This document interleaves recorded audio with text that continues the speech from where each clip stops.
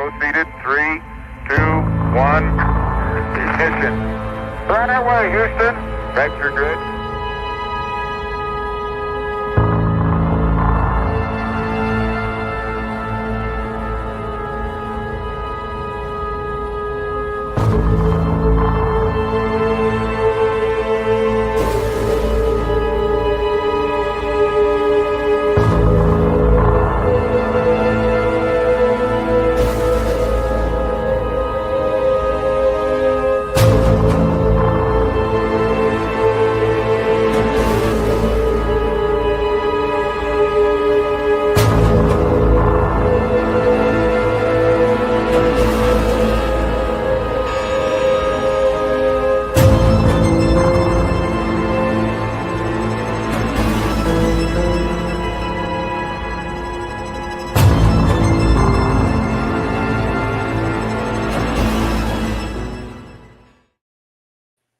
What's going on, guys? Welcome back to episode 3 of The Rabbit Hole. Today, we're going to be talking about Agartha.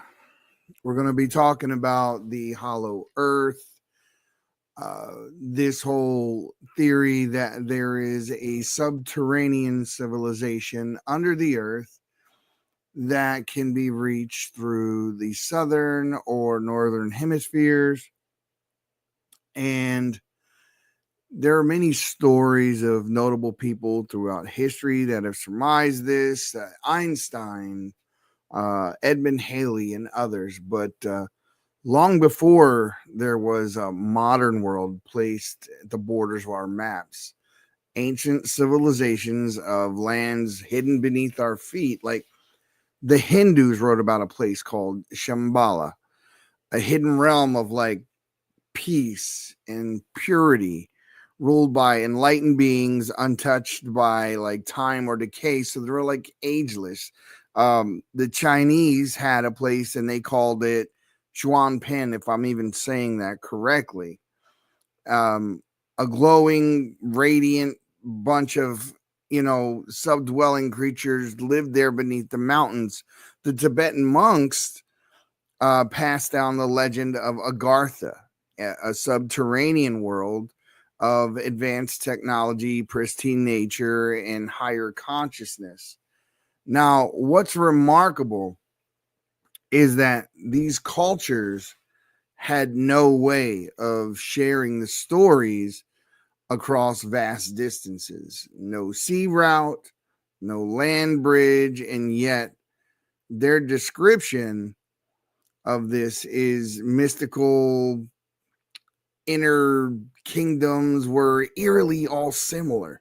Like, it's impossible to have described the same beings in the same exact place, and in some cases, actually the same name. And that's what's spooky about the whole thing. See, they domed cities made of crystalline structures and technologies that responded to thought, where they were more than metaphors, or were these like literal accounts encoded in myth to preserve a truth too powerful for their time, right? So maybe they're explaining something in their own words and they were a little more primitive. Well, that's one way to see it, but some even say Shambhala, which is another one they called it, Shambhala, lies at the heart of Agartha, like it's its capital. Like, they're not talking about two different places. It's one place, and it's a city within the city. And the pure heart purpose, the pure heart and pure purpose can find it, and ancient sages, mystics, and prophets have stumbled upon entrances during spiritual visions or deep meditations. And we'll get into the occult and some of what Hitler's people did in, the more esoteric side of like the Thule Society, and how they were said to be having people meditate and get a lot of the technology that they were able to use during World War II from what people believe to be these types of beings. And so the answer, I mean, the question is, could Agartha be the origin of legends like Atlantis or Lemuria? Did we bury our history under our own feet and then just forget where to dig? Let's take a look at some of these things that we're going to go through today, and hopefully during the process you come up with the entire story, because I put these together the best that I could. And I've studied this particular issue, gone down this rabbit hole a million times from a million different perspectives.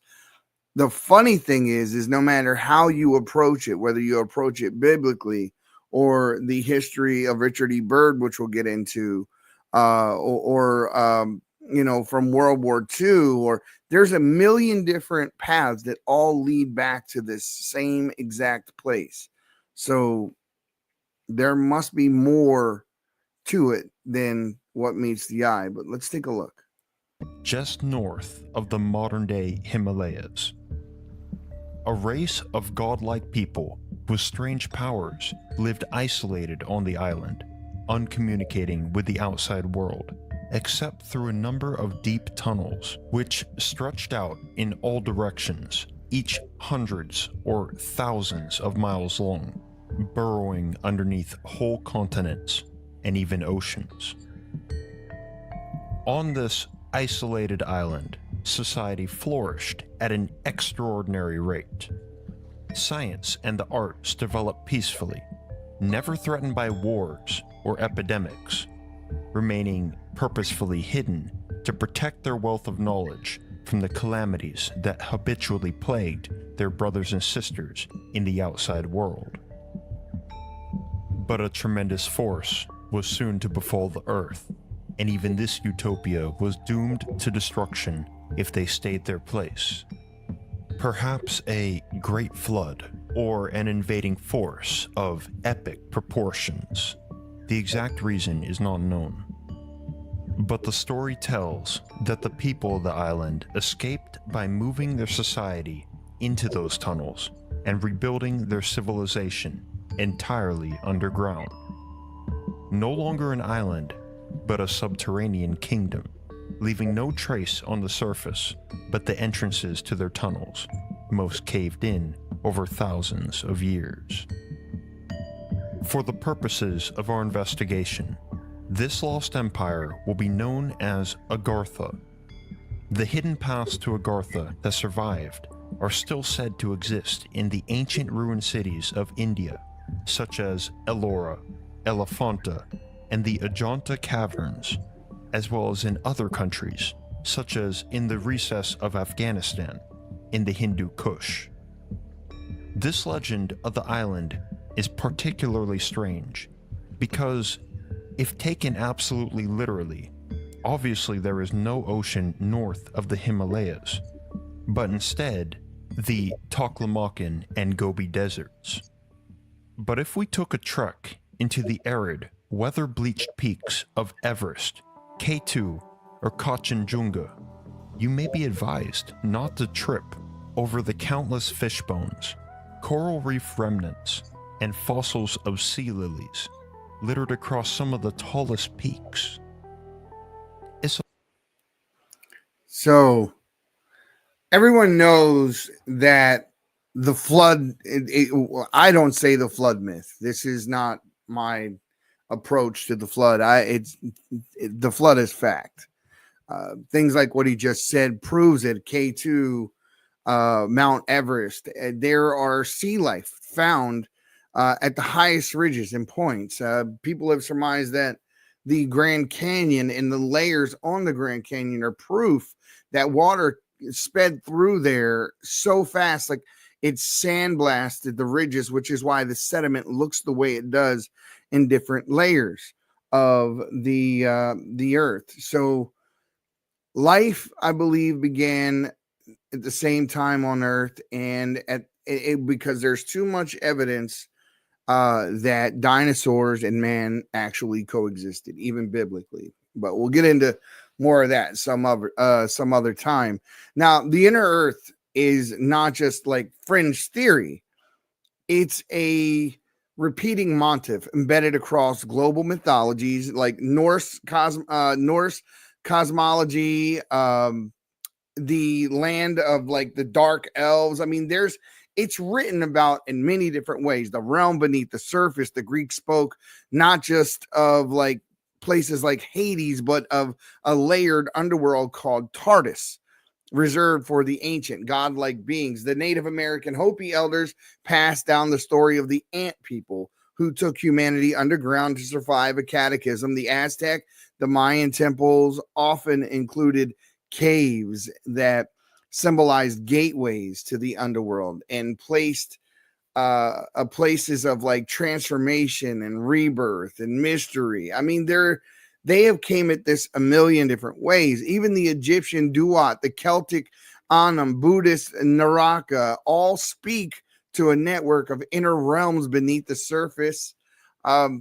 These weren't always places of punishment. Many were seen to be sanctuaries and storehouses of wisdom or homes of gods that were vibrant and alive, hidden from what they deemed to be the unworthy. These recurring themes have beings that intervene to preserve humanity, or caverns of light beneath the darkness. The idea that true power lies inward, right? Which to me is kind of like that self-worship thing, your gods. And we'll get into a little bit of that later on, where, you know, my particular take on this is that it's demonic, and Satan loves to masquerade as something he's not, angelic or good. Just look at the story of Adam and Eve in the Garden of Eden. Do you want to be like God? I want you to be, you know, that was the temptation. You can do it. The power's in you. Essentially, you don't need God. That's the message. And you'll see how we can tie this all to the fallen angels, which were also deemed Anunnaki, which bore Nephilim, and all of that. We're going to go through all of those myths, and they might be telling the same story from different angles, but the question is whether the stories are real, or the question is, why are they all so similar? That's the thing. Why are they all so similar? Danny Turner, you nailed it. Jesus is king. So we may talk about these things, these esoteric things and all that, but what my goal is and my angle is yes, they are interesting. We'll delve into these topics. We'll talk about them. But more often than not, what you'll see is me expose the satanic side, the demonic side of what they really are, and prove that biblically to the best of my ability. And you'll and it's kind of like the uncovering, right? Where Revelations, you know, the unveiling, because a lot of them give the impression. Well, it says in the Bible, Satan was cast out of heaven as an angel of light, and his followers in the image of righteous men. So when you look at a lot of religions today, or people, they say things like, oh, an angel of light appeared to me and said this and said that, or whole religions started by angelic beings. There are a lot of things where we need to test against the word of God to make sure they are legitimate. Let's take a look at this next clip. What struck me when I was researching was that just like the flood myth in every culture and religion, there is this myth of a world deep beneath the earth that is not easily accessible. In an ancient Mayan text called the Popol Vuh, there is the story of Xibalba, an underground civilization. Chikamaztoc is the place where the Aztecs believed they had emerged to live on the surface of the earth. The name literally translates to 7 caves, and researchers are actually looking for it, and some even think they found it. Subterranean realms and cavern spirits were also described in African and other Native American traditions. The Sumerians referred to it as Kur, which means a void space or home of the dead. The Babylonians, on the other hand, labeled it as Urkala. The Chinese call it Diyu, and the Japanese call it Yomi. Myths of an underground world were prevalent in all religions, including Islam, Greek, Roman, ancient Egypt, and so on. The lore is quite voluminous. Even the Bible talks of a world below. In Exodus 20, verse 4, Moses says, "You shall not make for yourself a divine image with any form that is in the heavens above, or that is in the earth below, or that is in the water below the earth." See, that's exactly what I'm talking about. And when he talks to, in the book of Job, when he has the conversation with Satan, and he asks Satan, or Lucifer, however he refers to him, "Where have you been?" And he said, "Walking to or fro on and in the earth." So there it's referred to there as well. But you actually see the person of Satan as that person who is in the inner earth, even in that scripture. And later on, you'll see that there's a ruler they all refer to, including Richard Byrd, when he encountered this creature, and Santier as well. He referred to himself as the king of the world.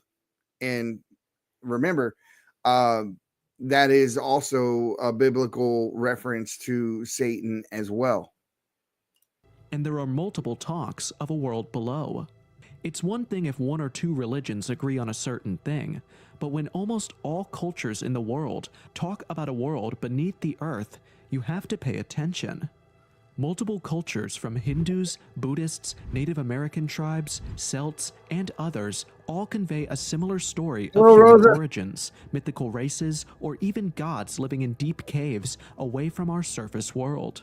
One of the earliest references to a subterranean world comes from Hindu mythology, which talks about Patala, a realm beneath the Earth's surface inhabited by serpent-like beings called Nagas. This could be what some people might call lizard people. Patala is often depicted as a paradise with advanced technology and great wisdom. See, guys, you got to understand that when the fallen ones, the watchers, we talked about in the book of Enoch, they're mentioned in Genesis, Numbers. There are many references to the fact that angels, which other kingdoms and that called them Anunnaki, and they have a million other Anasazi. They have a whole bunch of litany of names for them, but the reality of it is that they're just fallen angels, what we might call demons, that sort of thing. So there's an excerpt in the book of Enoch that literally says that when they took wives of the daughters of men, they taught them incantations and spells, what we may refer to as technology today. And so when you're talking about this advanced civilization, I want you to take a look at the pyramids, right? We did an episode last week on the pyramids about the structure that goes 2 miles below the pyramid, has 8 cylinders that go down 2 miles and opens up into a concave room that is the size of 3 football stadiums, not field stadiums. Also consider the fact that some of the stone on those pyramids weigh upwards of 40 tons. So, guys, I mean, I don't even understand why people have the conversation with folks who try to tell you they did that with copper tools. Most people who have any sense at all realize that those pyramids, that Sphinx, are much older than the Egyptian civilization. So what God destroyed when he flooded the world, when he flooded the earth, he destroyed, people's what we were doing was we were corrupting. Enoch says we were corrupting the DNA of mankind. Remember, Satan tempted Eve and said, "You want to be like God." So I believe people got to a point where they were too smart for their own good. it's beyond any refute at this point, I think, that we had technology prior to Noah's flood. I think there's evidence of that all around us, all around us.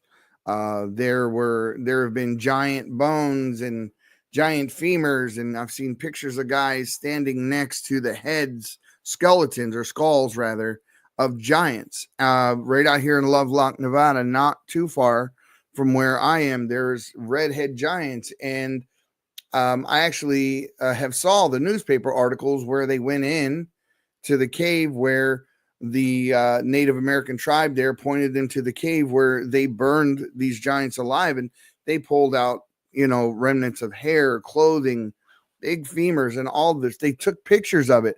But it seems that though, whenever these things get sent to the Smithsonian, they come up missing, right? They come up missing. So, guys, it's, we realize the kingdoms of this world and men want to rule men. They don't like the biblical narrative. If people in society truly and wholeheartedly knew the proofs that were around them that really existed, that God is exactly who he says he was, then what happens is they lose control. That's my take on it. This is what Marxism is. This is why most of the other hosts on PPN, we talk so heavily about some of those political things and preach against those things like socialism and Marxism, because they aim to get rid of God. Government as a whole, I don't think really likes the idea of God because it gets in the way of their authority. Now I'm going to segue a bit here, and I'm going to go into talking about the World War II, and I'm going to talk about an admiral by the name of Richard E. Byrd. Now he wasn't just one decorated military officer, but keep in mind that he was one of the most. He was a trusted American hero who charted the most remote regions of the earth. But in 1947, his final classified expedition, an operation called High Jump, changed everything. See, Byrd was instructed to lead an enormous naval fleet to Antarctica under the guise of scientific research. And what happened next has been covered in layers of secrecy and in disinformation ever since. According to his suppressed diary, which some have debunked, they try to say they debunked it. Others are saying that the tactics to which they use to debunk it aren't real, that the diary is real.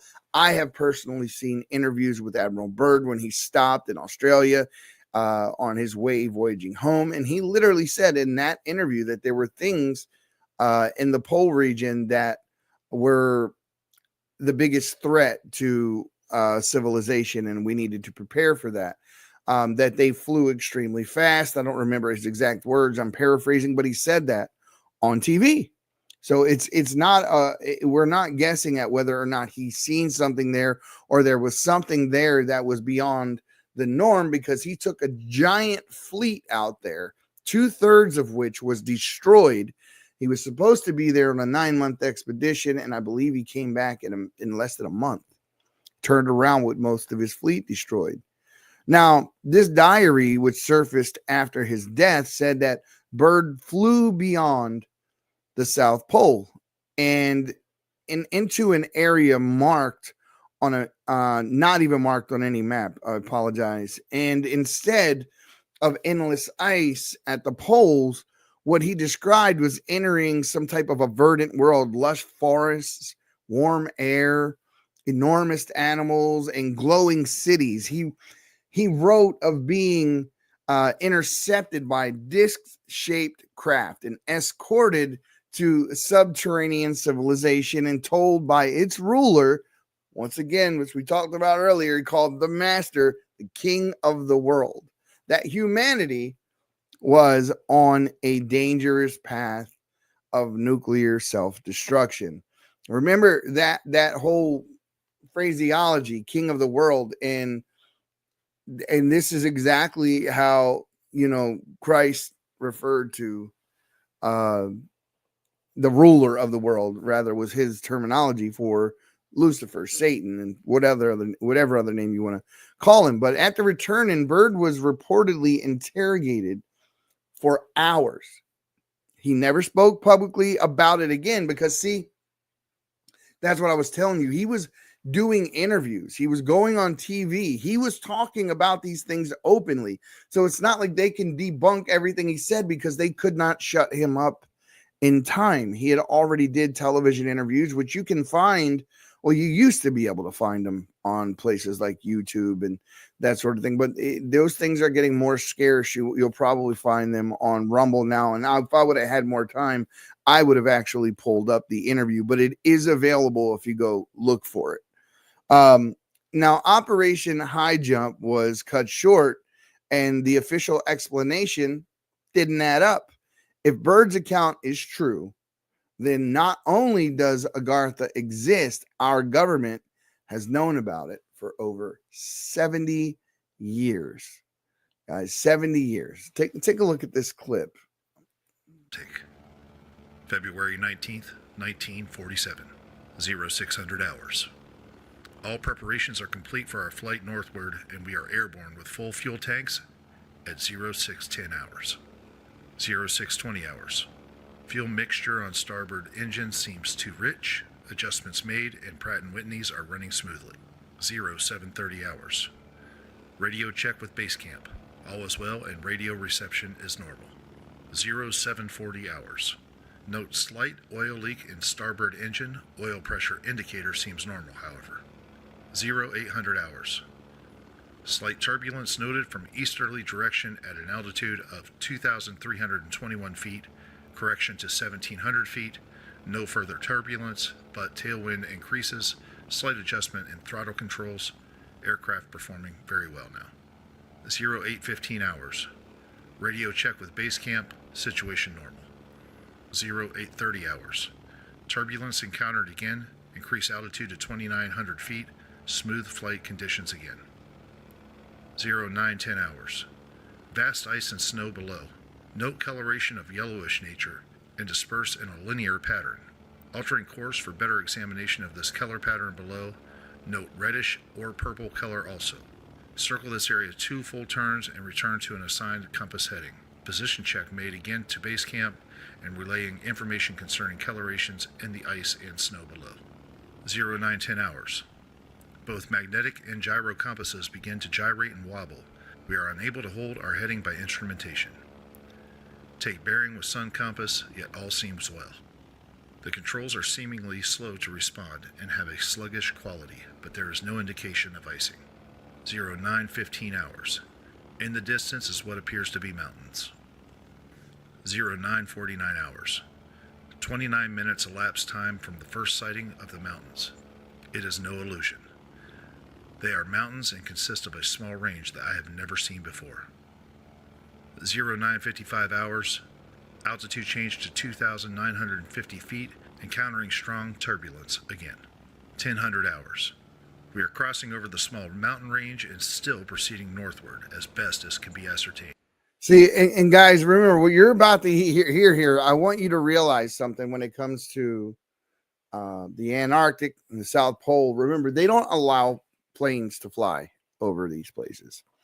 And just to talk about the Antarctic Treaty for just a second, like the entire world is at each other's throat. But for some reason, this is the one particular thing we all agree on. And also, if you want to go to Antarctica, your only way through there is through Heathrow. You can't go there any other way, even though there are shorter ways to get there. It seems as though they're protecting something, right? They don't want you there for some reason, or if you do go there, they only want you in the area to which they want you to go, and they want you to see the things they want you to see. You have never seen beyond that point. So keep that in mind, and you'll hear several other people come back with testimony of things that they have seen, such as Admiral Byrd. He is not alone. There are others who have written testimony, and there are a lot of other anomalies when it comes to Antarctica that we will talk about. But And that's probably a show for a future time. Just on Antarctica alone, there are some really strange things. Beyond the mountain range is what appears to be a valley with a small river or stream running through the center portion. There should be no green valley below. Something is definitely wrong and abnormal here. We should be over ice and snow. To the port side are great forests growing on the mountain slopes. Our navigation instruments are still spinning. The gyroscope is oscillating back and forth. So here's another thing right here. He was talking about this on his interview that he did in Chile on the way back home. And he told them that there are areas down there that are unoccupied that are as big as the United States with the same temperature as the United States. So when they told us these places are covered with ice and there's nothing to see there, the most trusted, one of the most decorated admirals in U.S. history is on the record, on TV interviews, telling you that is not true at all. And they immediately shut this guy up. And there's a reason for it. There's obviously a reason for it. And Hitler was very interested in these places as well. And it's funny that the Nazis being so interested in these places and the beings that he encounter have some strange marking on their craft that are wrote about in his diary, which was later leaked by his granddaughter. But listen to the rest of what he's saying, and you'll start to see the correlation between those two things. Watch. 10:05 hours. I alter altitude to 14,000 feet and execute a sharp left turn to better examine the valley below. I agree, Danny. I agree 100%. And he was never heard from again after that. And they tried to make him out to be a crazy man. But the record of his life and his accomplishments prove he was anything but some loose cannon or crazy man. It is green with either moss or a type of tight-knit grass. The light here seems different. I cannot see the sun anymore. We make another left turn and we spot what seems to be a large animal of some kind below us. It appears to be an elephant. No. It looks more like a mammoth. This is incredible. Yet, there it is. Decrease altitude to 1,000 feet and take binoculars to better examine the animal. It is confirmed. It is definitely a mammoth-like animal. Report this to base camp. 10:30 hours. Encountering more rolling green hills now. The external temperature indicator reads 74 degrees Fahrenheit. Now keep in mind, he also, this is just to refute those who tried to say that the diary was debunked, right? He also said that in an interview, which you can actually go. And while I'm looking here a little later when we go to break, maybe I'm going to do a quick scurry of the internet because I think that it would be a very good reference point for you to actually see that interview. So when we do go to break, I'm going to try to find that interview and play some clips from it. But I digress. Let's listen. Right. Continuing on our heading now. Navigation instruments seem normal now. I am puzzled over their actions. Attempt to contact base camp. Radio is not functioning. 11:30 hours. Countryside below is more level and normal, if I may use that word. Ahead we spot what seems to be a city. This is impossible. Aircraft seems light and oddly buoyant. The controls refuse to respond. My God, off our port and starboard wings are a strange type of aircraft. They are closing rapidly alongside. They are disc-shaped and have a radiant quality to them. They are close enough now to see the markings on them. It is a type of swastika. Bingo! That's what I was talking about. So these craft come alongside him and they have swastika markings on them. And you'll hear shortly that the beings that he encountered, as well as the voices that were heard over his radio, were Germanic or Nordic, right? What I believe Germanic.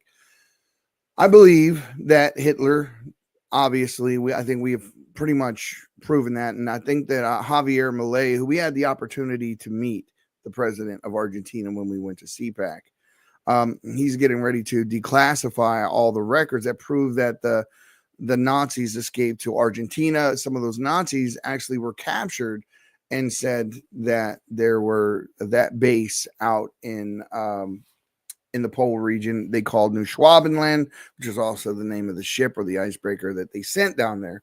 Now, I believe they went down there and set up shop, and I want you to remember also another thing that I'm going to point out, that that term Foo Fighters, right? Everyone's heard of the Foo Fighters, right? The band, right? They were a band that not long after Nirvana came out. So that band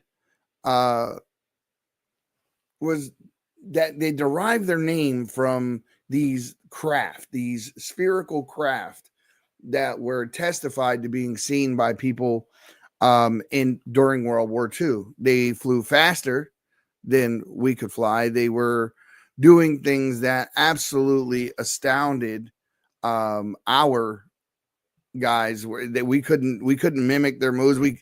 I'd never heard of any reports that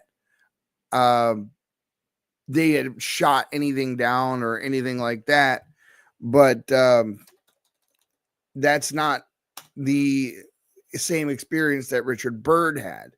He had a completely different experience with them than the guys in World War II, when they actually many testified to seeing these things. I mean, circling their craft, flying at speeds that they couldn't even fathom, right? And they called them Foo Fighters, and that's a little fact for you. That's where they got the name for the band, the Foo Fighters. But it makes sense because Hitler had technology of things that they called the bell, and like I said, they were dabbling in the occult, and said that they got a lot of the technology that they used to build some of the craft that they built in Germany during that time from beings in the ether that they contacted during these occult rituals, right? They were Satanists.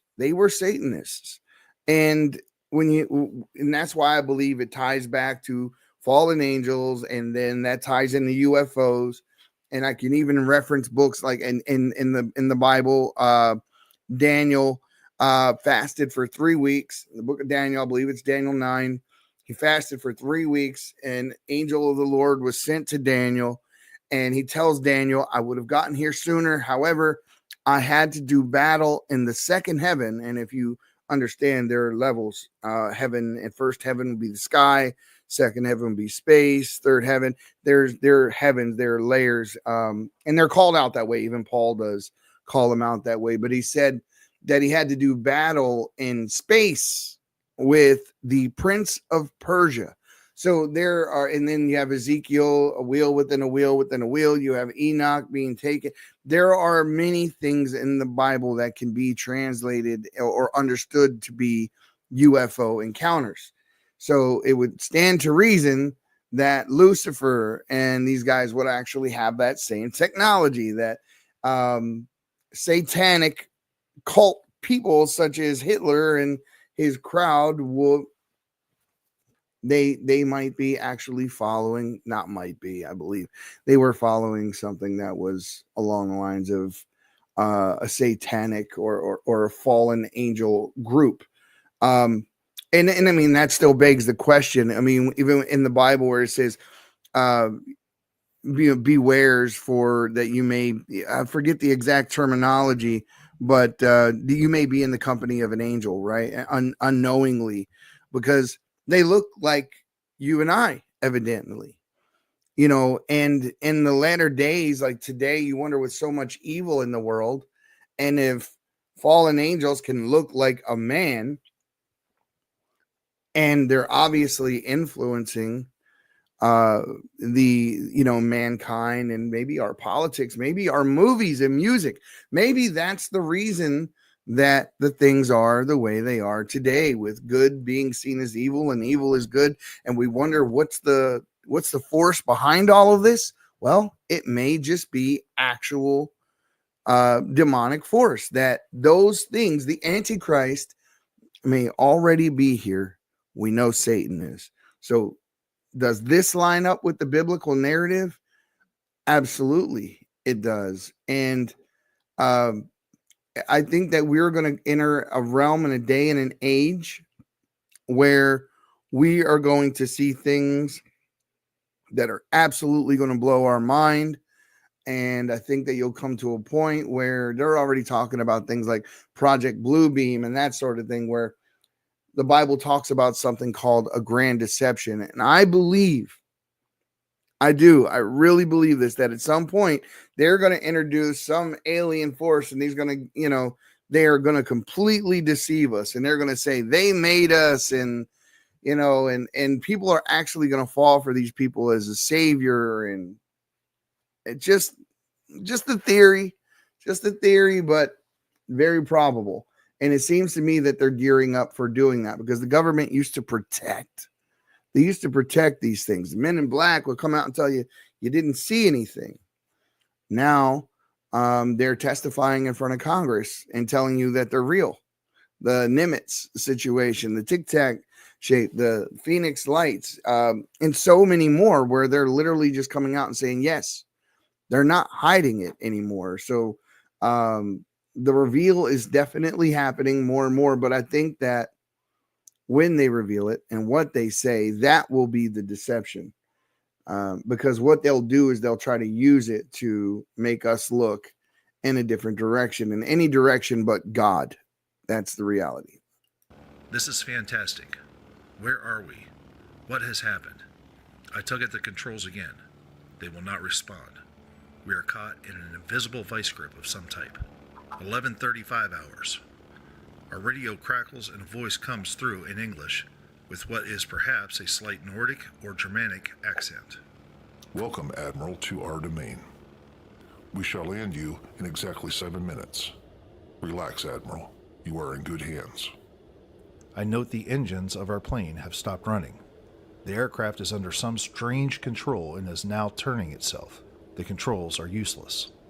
11:40 hours. Another radio message received. We begin the landing process now, and in moments the plane shudders slightly and begins a descent as though caught in some great unseen elevator. The downward motion is negligible, and we touch down with only a slight jolt. 11:45 hours. I am making a hasty last entry into the flight log. Several men are approaching on foot toward our... Now, what he described there, and remember, this is in the 40s, right? So what he described there was what later on in things like Star Trek called a tractor beam, right? Here he is in like 1948 or 9, I believe, describing this in happening to him. I mean, did is that where Gene Roddenberry got it? I don't know. Just saying. Aircraft. They are tall with blonde hair. In the distance is a large, shimmering city pulsating with rainbow hues of color. I do not know what is going to happen now, but I see no signs of weapons on those approaching. I hear now a voice ordering me by name to open the cargo door. I comply. End log. From this point, I write all following events here from memory. It defies all imagination and would seem all but madness if it had not happened. The radio man and I are taken from the aircraft, and we are received in a most cordial manner. We were then boarded on a small platform-like conveyance with no wheels. It moves us towards the glowing city with great swiftness. As we approach, the city seems to be made of a crystal material. Soon we arrive at a large building that... See, and even in the book of Revelation, when John of Patmos, when he's describing like portions of heaven, like, well, he said streets of gold, but he did describe portions of it as like as crystal. So imagine these beings, these fallen angels. Like I said, that's what I believe that they're describing. This is the way that they build things. This is their typical, habitat, maybe in heavenly realms, how they built it, and they just duplicated some of that in these caverns in the inner earth. Just theorizing. Is a type I have never seen before. It appears to be right out of the design board of Frank Lloyd Wright, or perhaps more correctly, out of a Buck Rogers setting. We are given some type of warm beverage that tasted like nothing I have ever savored before. It is delicious. After I find myself wanting to know exactly what that is. After about 10 minutes, two of our wondrous appearing hosts come to our quarters and announce that I am to accompany them. I have no choice but to comply. I leave my radio man behind, and we walk a short distance and enter into what seems to be an elevator. We descend downward for some moments, the machine stops, and the door lifts silently upward. We then proceed down a long hallway that is lit by rose-colored lights that seem to be emanating from the very walls themselves. One of the beings motions for us to stop before a great door. Over the door is an inscription I cannot read. The great door slides noiselessly open, and I am beckoned to enter. One of my hosts speaks. Have no fear, Admiral. You are to have an audience with the Master. I step inside, and my eyes... Once again, Sandiev said the same thing. This guy referred to himself, whoever the leader is down there, and is in multiple texts, right? We're talking about references from multiple people saying the same thing, that the head guy in charge down here refers to himself as the king of the world or the master. Adjust to the beautiful coloration that seems to be filling the room completely. Then I begin to see my surroundings. What greeted my eyes is the most beautiful sight of my entire existence. It is, in fact, too beautiful and wondrous to describe. It is exquisite and delicate. I do not think there exists a human term that can describe it in any detail with justice. My thoughts are interrupted in a cordial manner by a warm, rich voice of melodious quality. I bid you welcome to our domain, Admiral. I see a man with delicate features, with the etching of years upon his face. He is seated at a long table. He motions me to sit down in one of the chairs. After I am seated, he places his fingertips together and smiles. He speaks softly again and conveys the following. We have let you enter here because you are of noble character and well known on the surface world, Admiral. Surface world, I half gasped under my breath. Yes, the Master replies with a smile. You are in the domain of the Ariani, the inner world of the Earth. We shall not long delay your mission, and you will be safely escorted back to the surface and for a distance beyond. But now, Admiral, I shall tell you why you have been summoned here. Our interest rightly begins just after your race exploded the first atomic bombs over Hiroshima and Nagasaki, Japan. It was at that alarming time we sent our flying machines, the Flugel rods, to your surface world to investigate what your race had done. And it's nuts that they actually had called them Flugel rods, because this is also something that was testified to by Charles Halt, who worked, once again, not far from me out in the gunnery range and on the test site, where he says he encountered beings that were very Nordic looking, and he called those the tall whites. Now, fast forward to the defense minister of Canada sitting in, I believe it was may have been a G8 or G20 summit. I forget what it was. But he referred to a folder, which I guess was in front of all of the people in attendance. So world leaders from everywhere. And he told them essentially that, you guys are ignoring this, but he brought it up. He started listing off all of these different, what he called alien races that we were in contact with. And the tall whites were among those that he mentioned. So we're seeing like the unveiling, the revealing, revelation is happening in real time consistently. And the information age is upon us. It really is. These things are absolutely wild. And I think that maybe in earlier times in, Christians, when we would read a Bible or look at things, we could never have imagined this. But now that a lot of these things are being made known to us, we're able to look into scripture and see that they do align. And this is exactly why, guys, you don't ever want to really get too far away from the word, because if you do, you can very easily be deceived into thinking these beings are good, or benevolent in some way or another. And many people, they say on that day, will be fooled. They will be fooled. And he says, even the elect. So, keep that in mind. It makes you look at scripture in a whole new light. Now, we were talking about the Nazis or Hitler and the inner circle that turned their gaze towards something more than just world conquest or ancient power. They were obsessed with myths of Aryan origins, of superior races, things like this.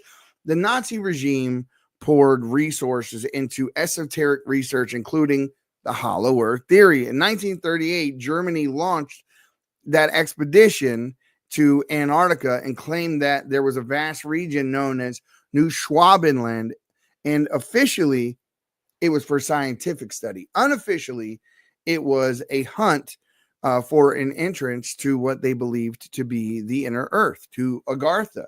Now, reports suggest that the Nazis encountered massive ice caverns, warm waters, lakes, strange electromagnetic phenomena. Some claim that they found ruins or even made contact with an ancient subterranean civilization.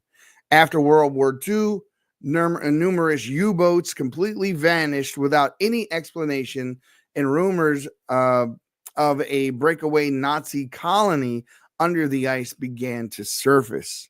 Now, Allied intels hinted at the unusual post-war activity near the poles. Now, they could have been like continued experiments in secret in shadows of Agartha, but this segment that I'm about to show you forces you to confront the possibility that it was the most diabolical regime in history. And guys, they didn't just disappear. They just probably went underground. And I mean that literally. So, I mean, take a look at this. I think on December 17th, the German freighter MS Schwabenland sets out on one of these top secret missions. Its 33-member team is rumored to include scientists, military experts, construction crews, and key members of the Thule Society, an elite group associated with the Nazis that focused on mysticism and the occult. 32 days later, they arrive at their destination, Antarctica. The Nazis themselves were fascinated by ancient civilizations and legends of vanished super races. They were searching for this lost Arctic home that they thought that the Aryans had come from. They were looking all over the world, and that included Antarctica.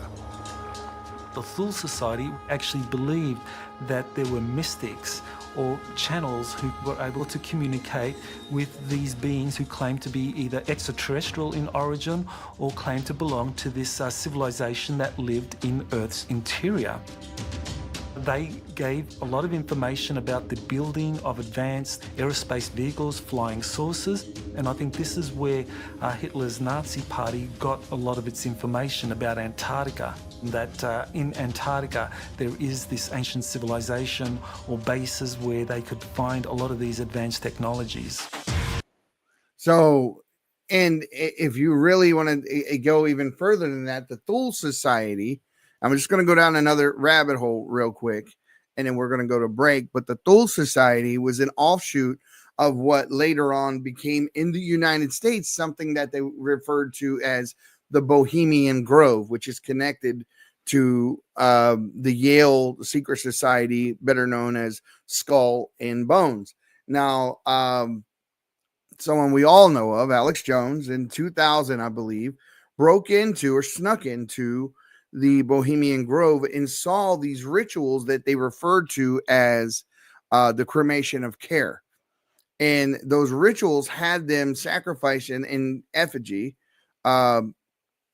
humans in front of this owl god that resembled, the way the Bible described it, would resemble the god Molech, right? So very wild stuff. And our world leaders, George Bush, his dad, and many, many others, including Richard Gergen or Dick Gergen, who was later ambushed by Alex Jones in an interview where he actually admitted to being a member of the Bohemian Grove. So when you're looking at this, you're able to tie all that in to current day government activity and societies, secret societies that our leaders actually belong to, that derive from these things. It's very wild stuff, guys, and it's very interesting, which is why I find myself drawn to these things and wanting to know more and more about them. But like I said, and my view of these things is that one of from a biblical perspective, because I don't want anyone to be deceived when that day comes, when they try to tell you there's something that they're actually not. Guys, we're going to go take a break right now and pay a little respect to our sponsor. Thank you guys so much for helping us continue our work here at the Patriot Prayer Network. And guys, listen, we're all on this kick to make America healthy again. We know that we go to the grocery store and they're giving us poison. They're giving us crap and we're eating it. And we're giving it to our children. We're brushing our teeth with fluoride, and they're putting it in the water. And we've seen most recently even what they found in Girl Scout cookies and in candies like the Skittles, where they say they found metals in them. And there's just so much. And there's where everybody, I think, now is becoming wise to the illusion of choice, where you go into a grocery store and you assume, oh, you're going to get this brand rather than this brand because it's different. It may be a little cheaper. But what you find is the same corporations own both the generic and the actual brand, and you're getting nothing different. It is the illusion of choice. So if you want to take seriously, one, being America first, helping American industry and American businesses, and making your family healthy again, right? We can't do anything if we're not healthy. Our minds don't work right. Our bodies don't work right. It's a very big deal. Guys, you need to go check out our friends over at shopwithamerica.us. They have the answer. Your supplements are there, even non-GMO beef, and they're every household product that you already buy. So what I'm saying is, you don't have to, we're not saying go buy this particular product or that particular product, but what we're saying is buy the things you already buy. Just buy it somewhere where you know you're not getting things that are bad for your health, that you're subjecting your family to. Go buy them from American-made businesses that care about your health, care about your well-being, and help our country in the process. We know that there are a lot of things going on in this country with tariffs. Well, the good thing is they are not affected by these things because we're not pulling the ingredients and the products from overseas. They are sourced and made and put together right here in America by Americans. So go check them out today. Tell them the Patriot Prayer Network sent you over at shopwithamerica.us. We will be right back after these messages. Welcome to Shop with America, where the emphasis is on America. Our movement is to switch away from your shopping with the big box stores and the mega corporations back to supporting family-owned, made in America. We've been giving these big box stores our money every day for years. But what's happened is they forced many small businesses to shut down. We call this the illusion of choice. We see all these products in these stores, but in reality, it's only a few companies that control it all. There are thousands of lawsuits for health damage because they put profit over our people. But there is another choice. We found a better way. There's a family-owned American factory with product integrity. and have always done things the right way for the right reasons. And this company outperforms the big box stores. That's due to their month-to-month shopping club. They make everyday consumer products that we all use and buy again and again, like toothpaste, shampoo, coffee, and organic beef. Go to shopwithamerica.us today. So guys, go check those guys out at shopwithamerica.us. I showed you the other day the products that I got, and I'm telling you, the soap is absolutely amazing. It smells like, I have never had a bar of soap that smelled as good as that smells.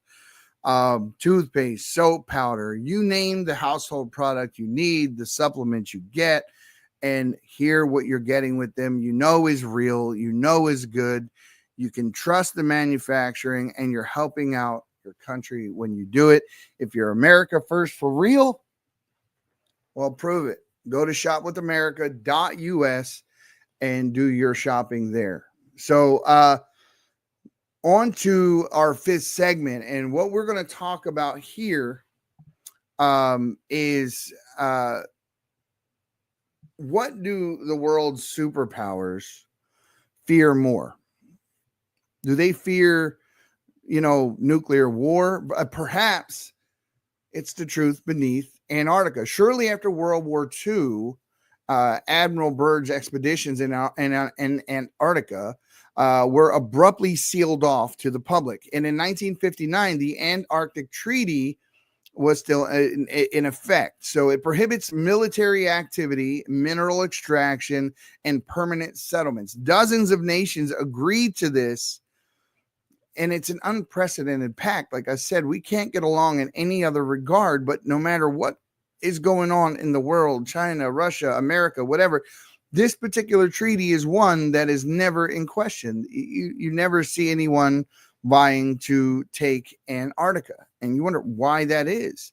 Well, why protect a frozen wasteland with such urgency? Whistleblowers from the military installations have spoken out of caverns discovered under the ice, ice neutrinos. If you've watched the Sean Ryan show and others, there were people on there saying that Redacted actually had someone on not long ago actually talking about the ice neutrinos. Now, artificial structures have been found, strange heat signatures found, even crashed crafts supposedly were found. The U.S. has stationed secretive teams on the continent, and entire zones still remain off limits. Phil Schneider, who worked on underground bases, claimed that the government was engaged in an interspecies war right beneath our noses, a war beneath our feet. He died shortly after going public under highly suspicious circumstances. And what is the government hiding? Everyone wants to know, why these types of things remain so buried, so secretive. Why don't we hear about them? And I seen Phil Schneider's speech, and his hand, like it was severed. Now, he said that he was shot by some type of a ray gun beneath Dulce Air Base, that they had drilled into some tunnel, went down there, and there were like reptilian beings that were there, and he was rescued by our military while the shooting was going on. It's a really wild story. And what are they so afraid of? What might the public think is beneath the ice that they want to protect so badly? That is the question. That is the question. Let's take a look at this one. Her source, a retired Navy SEAL, who she identifies as Spartan 1, provided her with details of an ancient structure he claims to have visited during his time at the South Pole. At that time, my rank was First Lieutenant Commander, Naval Special Operations. We were inbound the southeast coast of Antarctica. We were dispatched for, unofficially, was a research reconnaissance mission. Officially, it was to find a certain individual, obtain any information, and bring it back. What was the date? August 2003. According to Spartan 1, when he and his team reached their destination, they encountered a large octagonal structure protruding from the ice.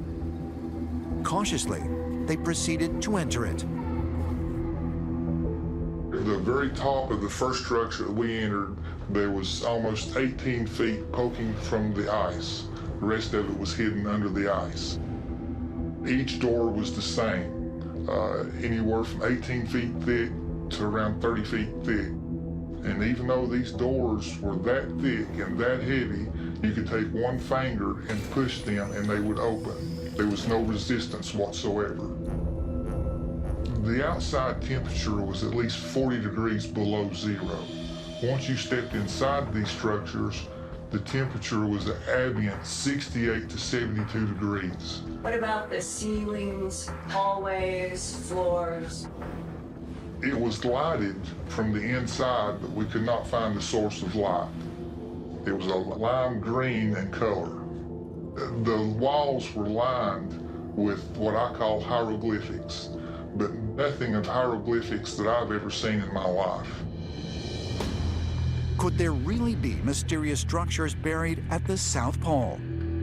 Structures built by an advanced extraterrestrial civilization in our remote past. Buried underneath the ice in Antarctica could well be stone temple constructions. There could be biological material, remains of beings that lived there and could still be there. It could be the greatest reveal in all of human history. So, guys, listen, I'm going to share the interview with you that I was talking a little bit earlier about. And this one is Alex Jones actually confronting Dick Gergen. Now, he gets him on the street and he's referring to the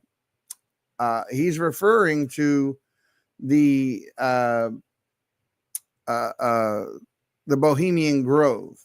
Now, these are the same people that, like I said, these are like George Bush and his dad and many other world leaders that are in these places that are taking part in these ceremonies that are connected to the Thule Society, talking about Bohemian Grove, which also has an offshoot at Yale called Skull and Bones, which I'm sure everyone is familiar with. And they have that movie with Leonardo DiCaprio and so forth. But I want you to watch this interview, because in this interview, he actually, I mean, he admits to being a member, and he does not even question the fact that there is a ceremony called the cremation and care. And Alex Jones nails him.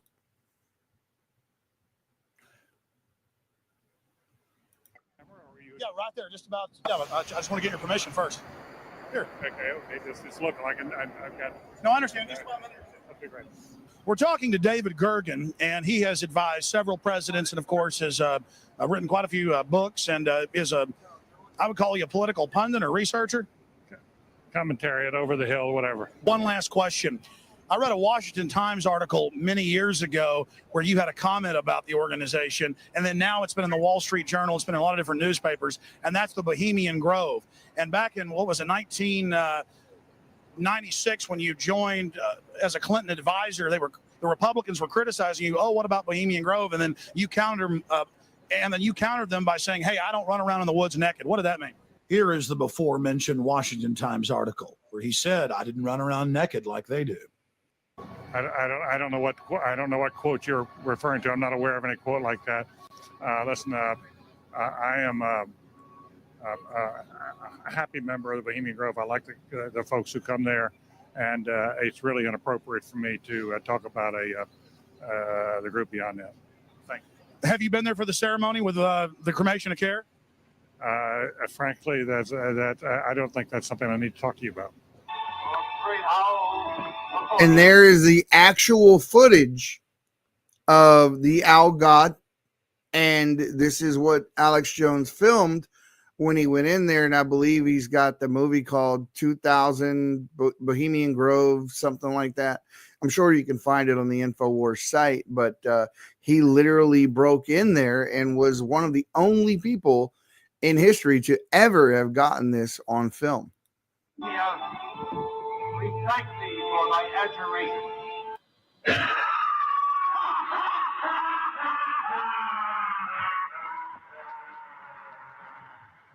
Have you been there for the ceremony with the cremation of care? Frankly, I don't think that's something I need to talk to you about. Really? That's right. Well, I'm Alex Jones, and I snuck in there in 2000. I'm the guy that blew it wide open and got the video. It's been on national TV. Well, I just respect you for that. You do? I do. But it's a lot of big public officials going in there. Don't we deserve to know? You took I don't know anything about you, and I don't know anything about your film. But if you go in there with an understanding, you violated that understanding by releasing that film, and I don't respect you for that. Really? But we have public officials I'm sorry. You took an understanding when you went in there that you would not do that film, and did you have an understanding when you went in there? No. Did you crash it? Yes. Yeah, and it has no trespassing signs there too, doesn't it? No, they put them up after. Oh, I just walked in. I'm sorry, sir. I've been there before. I know what the circumstances are, and I'm sorry. See, he's not questioning. He's not telling him the ceremony doesn't exist. He's not arguing with him at all about anything else except for the fact that he released the film, that he talked about it when he supposedly the other people who belong to this Bohemian Grove all basically stated this is going to remain secret. Things that happen there are not going to be talked about publicly. So, I mean, it's funny how when you really start delving into these things and you start looking at them, how you think you're dealing with something over here and something over here, and they all seem to be different. But when you really start digging into the nuts and bolts of these things, you start to see how they're all connected.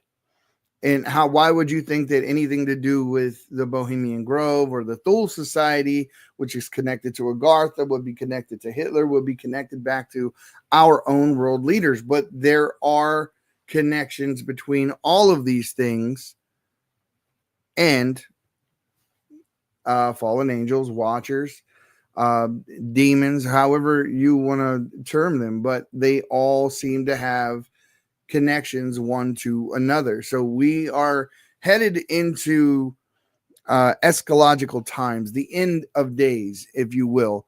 It also talks about in Revelation 16:2 about the waters of the Euphrates drying up, which will make way for the kings of the east. And this would initiate what would be the final war, what we all talk about as Armageddon, which is actually a place called Megiddo, the Valley of Megiddo. And with the conflict that's going on right now in Israel, they are actually staging troops on the hills of Megiddo.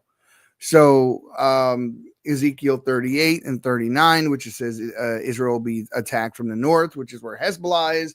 This is all starting to look very biblical, and all of the things that, all the secrets that were kept from us and all the things they used to deny, they're no longer denying them.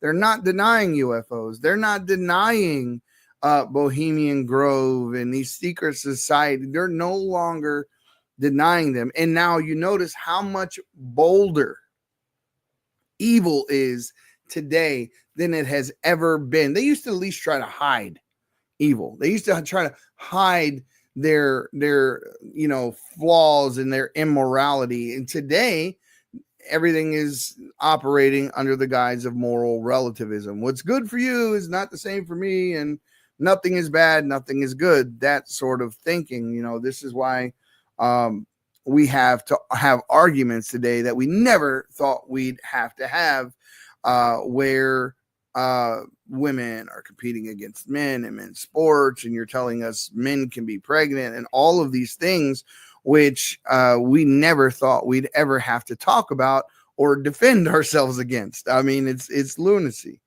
but we're living in evil times. And Vicky, I noticed your comment over here. It says, think about this. Back when our national parks were zoned, we had vast amounts of land free from people. I think with all of the undocumented missing people in the land, is a free, happy hunting land for lizard people. And that's why the death investigations don't add up. I think the government is paying them in technology. Now, what you're referring to is a treaty that was said to have been signed by, I think, I'm not sure if it was Truman or if it was Eisenhower. But they actually, the president disappeared. He was on, I don't know if it was vacation or he was at a summit or something, but he disappeared for hours and they had no idea where he was for that time frame. And this was in 52, because then that's when they had all of the UAPs, UFOs, whatever you term them, actually appear over the White House. Several of them, they were filmed by tons of people, photographed by tons of people, and they buzzed the White House. Well, it was said that they contacted him and he basically traded technology, and the understanding was that they would be able to abduct a certain amount of humans, Americans, whatever, and this sort of thing. So, I mean, that is something that has been spoken about in these circles, right? This is why this is all so extremely, extremely interesting, right? So before I get any further, guys, I want to tell you about something that I have been using over the last week. And I'm telling you, when they say that the receptors in your brain, you think that you just need to be brain healthy to feel good. But you don't understand how much your gut and the microbes in your gut have to do with how you feel and how you operate. This stuff right here, Good Brew. I've been using it for the last week.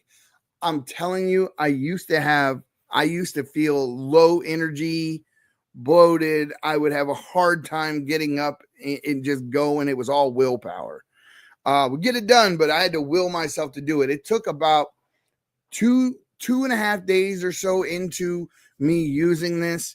And I started to notice a tremendous difference. I used to have GERD, which is like a very harsh form of heartburn, and it would come frequently, and I would take daily meds to do it. I have not taken those meds since I started using this. My bloating is gone. I feel a tremendous amount better. So it is very important for the way you think, feel, all have to do with your gut health. So these prebiotic, probiotic fiber that is in this is absolutely amazing. Guys, this stuff is not expensive. It's not. And you put it right in your coffee. I have it right here inside my coffee. And it doesn't change the taste of the coffee. It actually tastes good by itself, even if you just ate it by the spoonful. But it is really good. And I have noticed such a difference in the way that I feel. I got my wife using it. My daughter's using it now. Guys, go check them out over at goodbrew.com. That's GOODBRU.com. And you can use, you can get a discount code over there right now for 15% off if you use discount code PPN. So that's GOODBRU.com. And you can put in discount code PPN and get your 15% off. Today they have some special where you can get not just the large one, but they'll accompany it with a smaller one as well, and you'll get a 15%, but you get 15% on top of that when you use a discount code PPN. Now, back to this. Now, the question is, after you look at all of these things, like I said, and I do it with a biblical narrative in mind.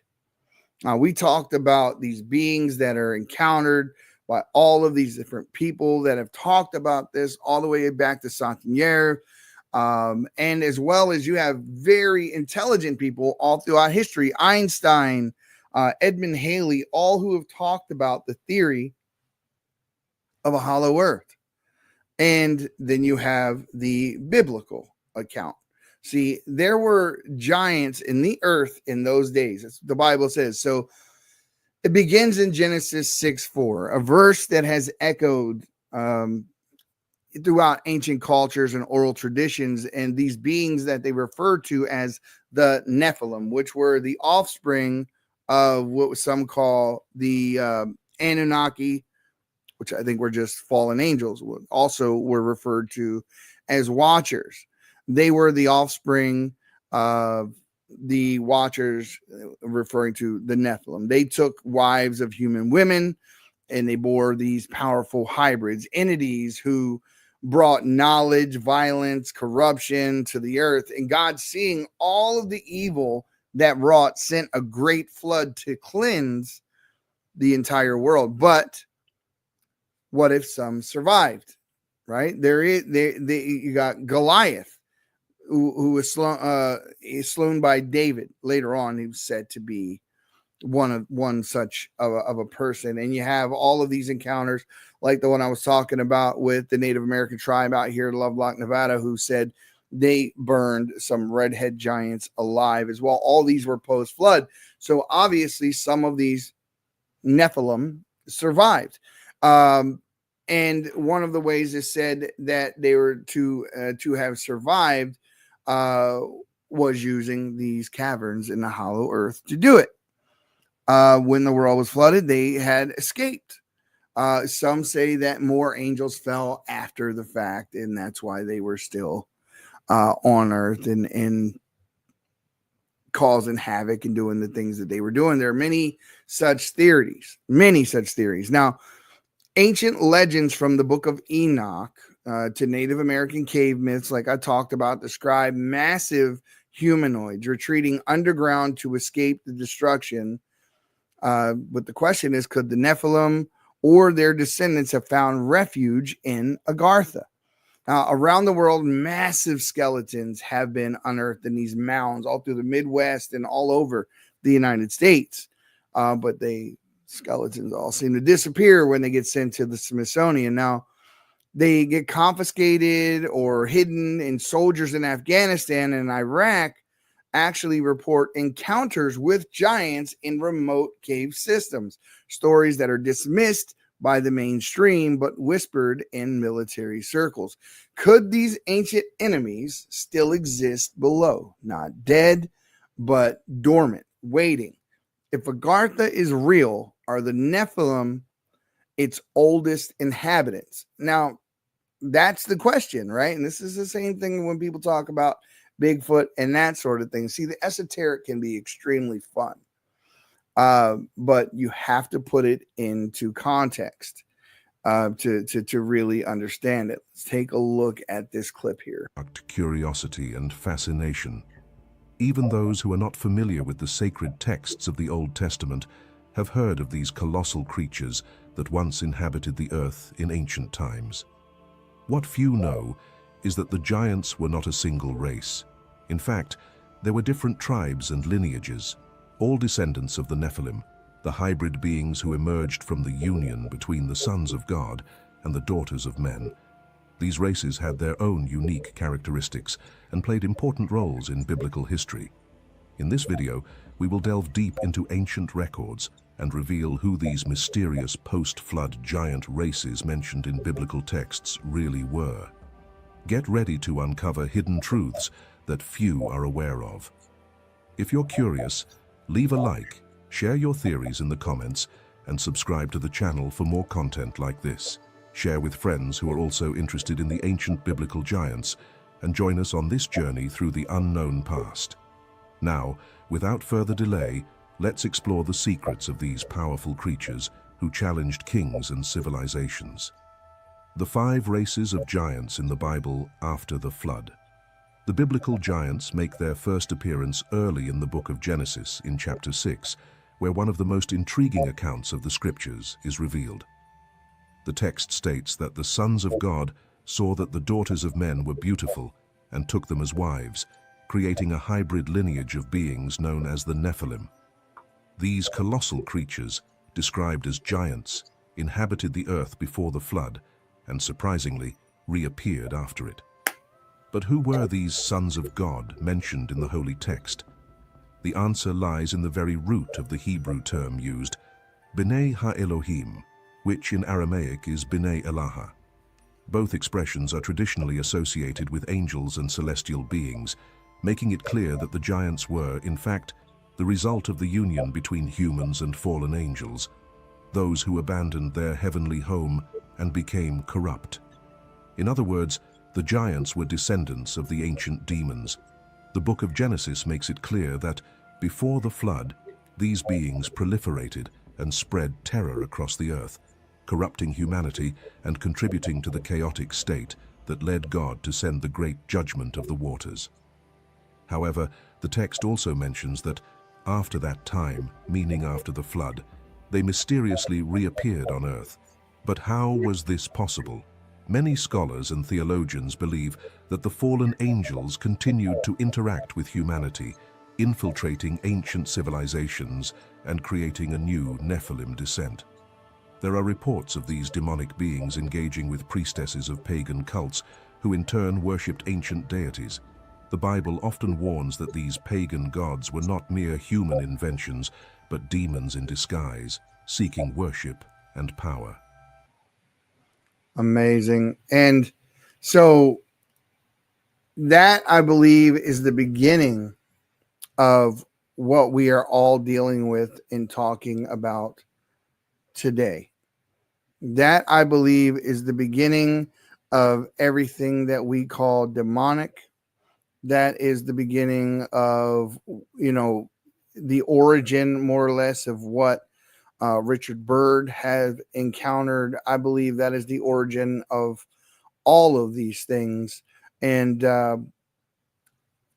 Satan is a very tricky individual. Lucifer, very tricky individual. And as I'm learning now, the more and more I study, is a lot of times we use those names interchangeably, but there are they were different beings. One is the light bearer. One was the chief of the orchestra and the music in heaven. You also have other fallen angels and demonic beings, such as one named Azazel, who basically taught us how to make weapons on earth, and basically the god of war. Remember Ares, the Greek mythology refers to as Ares. Well, all of these things have their origins in the pre-Diluvian world. And what came out of that was Greek mythology, and this is where we get our pyramids from. And we can obviously see, as I said earlier, that these things were built with technology that we don't have today. We still can't duplicate them, and yet they want us to believe they were built by slaves with copper tools. It's laughable. The lies they try to pass off as truth are so laughable. They are. Now, we talked a bit about throughout this as talking about the king of the world, and now this particular being that is in Agartha continuously refers to himself as the king of the world, right? Well, let's delve into that a bit. See, in esoteric texts, the theosophical writings, there is mention of a supreme ruler of Agartha, and he's a being known only as the king of the world in those writings, described both as a political and a spiritual leader. This entity is said to have had influence over global affairs from deep beneath the surface. The Tibetan monks believe that he will one day rise to the surface and come up here and engage with humanity again and help us go into a new age. This also aligns with a lot of false religions where they say that their God will come back and come from a cave. You can look into some of Islam and you'll find that exactly aligns with what they believe, and they call what is called the Great Mahdi. So it's wild how a lot of these false religions are going to be have their narratives actually fulfilled, not realizing their narrative aligns with who we would call the Antichrist, who they will call their savior. Now, but scripture warns us that the prince of this world is not a savior, but he's a deceiver. Satan himself, as it's written in 2 Corinthians 4:4 and John chapter 14, verse 30, said, could the king of Agartha be Lucifer in disguise. If you translate them and look at what is talked about in those verses, you will come to the same conclusion that it's probably most likely, very highly likely, that it is Lucifer in disguise, a being of light offering false hope and enlightenment in exchange for allegiance. The idea that a subterranean master manipulates the world events isn't just fantasy, it's a terrifying possibility. And many of the world's elite seem to be drawn to symbols and rituals rooted in this very mythology. See, if Agartha is real and it's a throne occupied by this thing, then we must ask who or what sits upon this throne. And that's really what we should be asking. Because if it is real, then that explodes the biblical narrative. And that's, in my opinion, why it seems as though the government wants to intervene and keep a lot of things like this completely under wraps. Because if we know they're real, then we no longer look to the government as God. Then we know that there is a God above us. Jesus is his son, and that Satan is real. And that's just something I don't believe they want. Always sparked curiosity and fascination. Even those who are not familiar with the sacred texts of the Old Testament have... I apologize. That is the wrong clip. Here we go.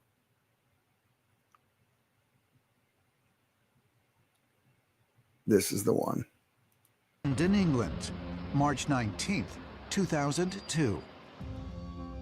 Shortly after 8 a.m., the National High-Tech Crime Unit arrives at the home of 36-year-old Scottish computer engineer Gary McKinnon. They are there to arrest him on behalf of the United States Justice Department for hacking into top-secret computers at NASA and the Pentagon. McKinnon not only admits to the crime, but claims he uncovered evidence that the U.S. government was working with extraterrestrial beings. I was obsessed with UFOs. I was dying to find out the information. The internet was a real enabler for finding out information by going to places you shouldn't be in because they were so open. There were a lot of text files that had lists of places, installations, military bases, Air Force bases, Navy sites, NASA sites. So there was a lot to go through. But I did find a goldmine of information. According to McKinnon, he unearthed a secret U.S. military program that existed entirely in space. I found the spreadsheet was actually titled in the column non-terrestrial officers. As well as officers' names, it had ship names. None of these were ocean-going ships. It was astounding. They're not Navy, they're not in the Army, and not even Air Force. So to me, I was thinking there must be an off-planet Space Force, or Space Fleet, at least. After McKinnon's arrest, he was told the U.S. government intended to sentence him to 70 years in prison. At the time, I thought 6 months community service was all you'd do for a Computer Misuse Act in Britain. We fought extradition for 10 years, and we actually won the case. But unfortunately today, the arrest warrant is still live, and I'm still on the Interpol red list, so I can't travel. Could it be that Gary McKinnon's account of what he saw when he hacked into computers at the... I would love to talk to this guy. So everybody remembers when he was arrested, he was the one who hacked into the Pentagon. But it wasn't until recently I found out what the results of that hack was, or what he says that he found. This is extremely interesting. Could it be that Gary McKinnon's account of what he saw when he hacked into computers at the Pentagon and NASA is genuine? Is the U.S. government engaged in secret operations beyond Earth? So we already know the answer there, because the UAP, the guys from the UAP task force actually testified in front of Congress, and they made no particular secret about what it was that they were doing. they said as much. I should have brought up some clips from that testimony in front of Congress, because it was one of those rare instances where the right and the left weren't arguing with each other over these things, and they were actually very interested in what these folks had to say. Now, what they said was, since the 1930s, there have been whispers of global leaders to have made contact with not with extraterrestrials, but with intraterrestrials, right? This is why they never referred to them, when they gave their testimony, as aliens. They referred to them as non-terrestrial biological entities. And these beings, according to multiple accounts, possess superior technology. Some of them are even said to have psychic abilities, and allegedly they offered knowledge, even peace, in exchange for secrecy. Some say that meetings took place beneath Mount Shasta. Mount Shasta is probably known as one of the most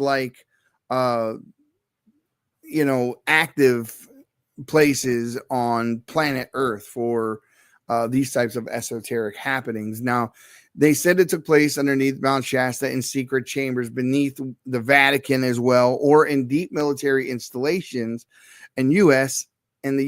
and in Russia. Global policies on climate change have been made to occur there, population control talks, and even world governance that may not be entirely human in origin. Could our leaders really be obeying a silent directive from not above, but below? This segment talks about that and asks if Agartha exists and who those world leaders are really talking to. I mean, were there some type of an agreement made between that I would say alien race, but really what I believe to be fallen angels and our government beings? And is that really where the idea of globalism truly comes from? That is exactly what you just saw in that clip. I mean, he said he hacked into the Pentagon, and what he found was non-terrestrial officers that have the names of their ships, and so they're off-world. So this gets extremely wild. Now, Philip Schneider, who, as Truthful Troll pointed out earlier in the podcast, does have some questionable things about him. It was his mental state was questioned by family members very close to him, but there were people on both sides of this issue. So there's also William Cooper, a Dr. Carla Turner. There are a lot of people that talked about this, not just Philip Schneider, who all ended up dead. All claim knowledge of underground civilizations, non-human entities, and government collusion. Schneider specifically said the U.S. was building bases in preparation for a conflict with inner Earth beings. His body was found with strange injuries, not just coinciding with the fact that he committed suicide, but the death was very, very deeply suspicious, right? So there are countless researchers who have scratched the surface and gotten a little too close to the truth about places like Agartha, and they've been silenced for doing it. Their books have been banned, their interviews wiped from the internet, and when their warnings are not heeded, it's just a little too late. And why is this topic so taboo? Why do even the most open-minded media outlets steer clear of some of these things, which are even new? I mean, let's just take the esoteric and the just beyond belief stuff out of it. There are topics that we've touched on here that are extremely newsworthy, such as Dick Gergen saying that he belonged to a secret society that has that engages in rituals of mock human sacrifice. You just saw the interview. So is the secret, what is the secret that no one wants to face? What? That we're not alone, that things are, we're not above giving up control to some off-world entity or species in exchange for what? This is what I think it's termed for selling your soul. And then the last thing that I'll cover is what is beneath the ice in Antarctica. So deep beneath Antarctica is miles of ice. There are satellite images that have revealed shapes that shouldn't be there. Perfect rectangles, heat anomalies, grid-like patterns. Some are buried over a mile deep, far beyond the reach of natural geology. Caves large enough to fit cities, lakes warmed from below, and strange magnetic fields hint at enormous hidden structures. They can't see them, but they can tell there's something there because of the electromagnetic interference. Now, why are there zones that are completely censored on satellite maps? Just because you're not able to go there, well, that's one thing. If they say they're concerned about your safety, we don't want you in this region, that's one thing. But why can't we just go on Google Earth and take a look? Why are they censored from those platforms? Civilian expeditions are routinely blocked, and whistleblowers report entire teams vanishing without a trace. One disappeared for days.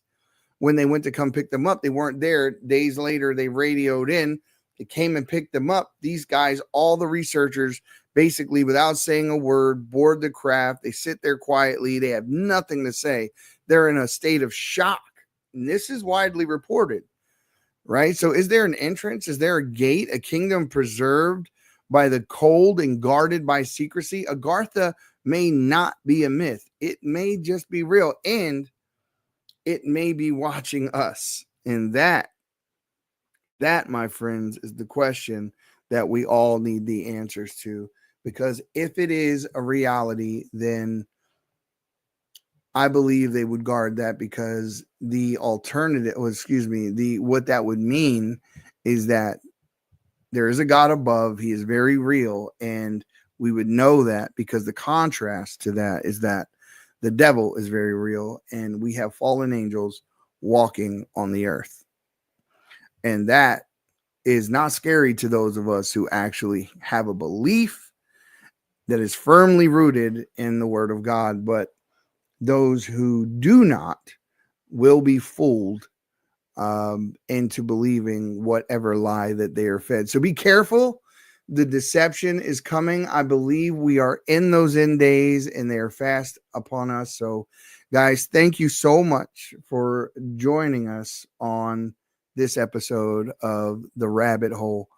We will be back on Thursday at 6 p.m. with our next episode. So thank you so much, guys. Do us the favor of supporting us. You can go to thepatriotsprayer.com. You can go to our Rumble page, which is, I implore every one of you to do, rumble.com/The Patriot Prayer. We only are able to do this because you guys allow us to. Every little bit that you can do to help keep us on the air matters quite a bit. I do fund the entire network of PPN out of my pocket. Our sponsors help in as much as you help our sponsors. So it means a lot to us that you guys you are able to help us stay on and do what we do, because we have a great time doing it. We really do. And we enjoy each and every one of you. And we've come to know many of you, and we communicate and we talk, and your perspectives mean a lot to us. Thank you very much, Vicky, Truthful Trolls, Silver Bell. We really do appreciate you. Rosa, Danny, all of you guys that participated in today's chat. You guys are amazing, and we appreciate you guys very, very, very much. We will see you again on the next episode of The Rabbit Hole. Guys, have a great weekend. God bless.